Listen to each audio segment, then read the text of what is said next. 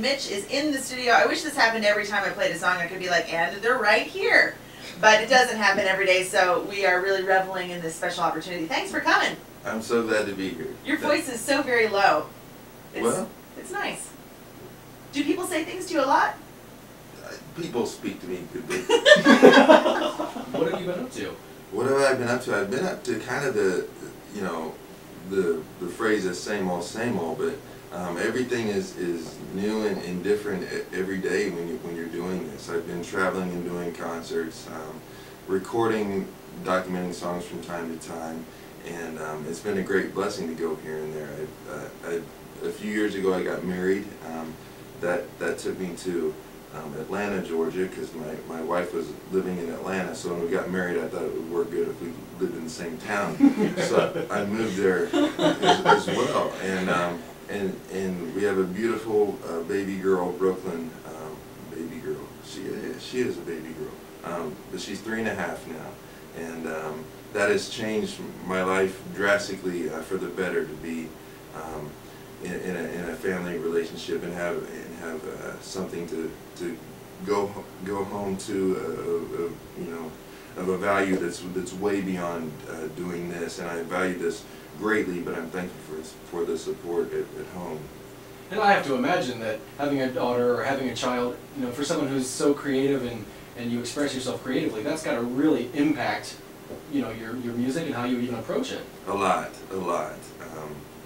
Yeah, I have a new record that is getting ready to come out later this year, and there's a couple songs that are directly influenced by her, and will be pretty evident.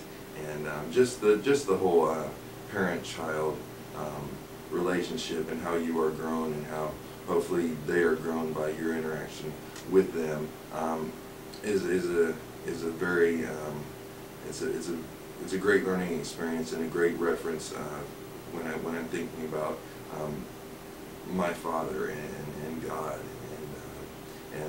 and like the prevalence of grace. I'm not a musician, but I've never written a musical.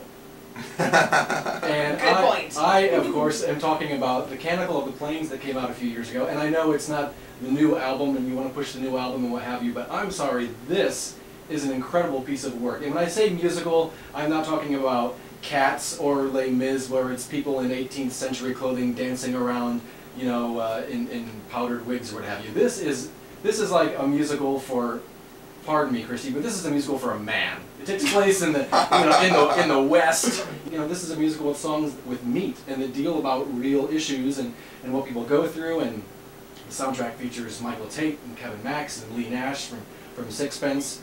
And co-written by you and Rich Mullins. So just for those who may have never heard of this, can you just give us a quick recap of Canticle of the Plains? Right, Canticle was basically Rich's brainchild. He wanted to write a music based upon the life of Francis of Assisi, and we did that. We just kind of altered the setting a little bit, and Francis was an 11th century saint in Italy. But we called him Frank, and we set him in the West, just coming home from the Civil War, and based all the the storyline, the virtues and the symbolism of the musical are drawn from Francis's life. The soundtrack is it's very much like any other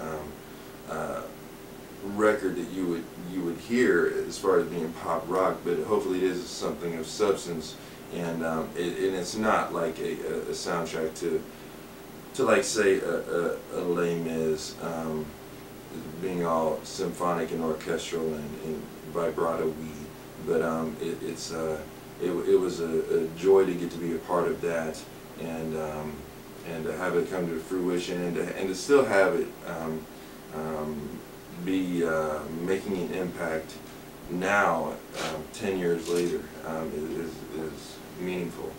Yeah, I don't know how you can write a song and be human and not have it be about a certain level of brokenness and a certain amount of the prevalence of grace.